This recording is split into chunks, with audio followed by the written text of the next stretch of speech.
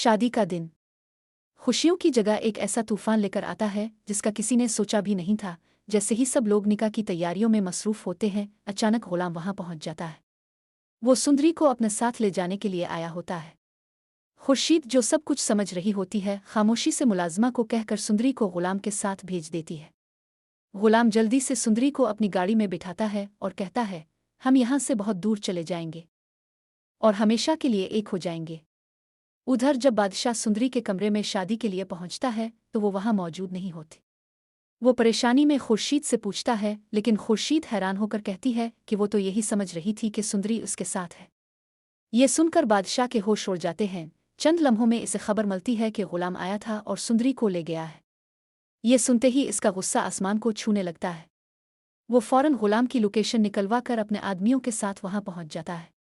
गुलाम को देखते ही इसे बांध दिया जाता है और सुंदरी को जबरदस्ती वापस ले आया जाता है। अगले दिन बादशाह सुंदरी के सामने एक खतरनाक शर्त रखता है, अगर तुमने मुझसे शादी ना की तो गुलाम जिंदा नहीं बचेगा। ये सुनकर सुंदरी के दिल में तूफान उठता है। निकाह की तैयारियां शुरू हो जाती हैं, मौलवी साहिब भी आ जाते हैं। लेकिन ऐन वक्त पर सुंदरी एक ऐसा कदम उठा लेती है जिससे सब कुछ बदल जाता है। वो छप कर जहर पी लेती है। निकाह शुरू होते ही सुंदरी को चक्कर आने लगते हैं और वो बेहोश होकर गिर जाती है। बादशाह घबरा जाता है और फौरन इसे अस्पताल ले जाता है। डॉक्टर की बात सुनकर उसके कदमों तले जमीन निकल जाती है। उन्होंने जहर पिया है, जान भी जा सकती है। ये सुनकर बादशाह टूट जाता है। इसे अपनी गलती का एहसास होता है। आंखों में आंसू लिए वो सुंदरी से मुआफ़ी मांगता है। फिर फौरन गुलाम के पास जाकर इसे आज़ाद करता है और अस्पताल ले आता है। कुछ देर बाद सुंदरी को होश आता है और वो सबके सामने सिर्फ एक नाम लेती है, मैं सिर्फ गुलाम से मोहब्बत करती हूँ। ये सुनकर बादशाह की जिद खत्म हो जाती है।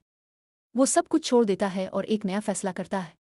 वो खुद दूसरी लड़की से शादी के लिए तैयार हो जाता है। जल्द ही उसकी शादी धूमधाम से हो जाती है। लेकिन कहानी यहाँ खत्म नहीं होती। जब सुंदरी ठीक हो जाती है तो बादशाह एक ऐसा कदम उठाता है जो सबको हैरान कर देता है। वो खुद गुलाम और सुंदरी का निकाह करवाता है और खुशी खुशी अपनी आधी जायदाद गुलाम के नाम कर देता है। आखिरकार मोहब्बत जीत जाती है और नफरत हार जाती है।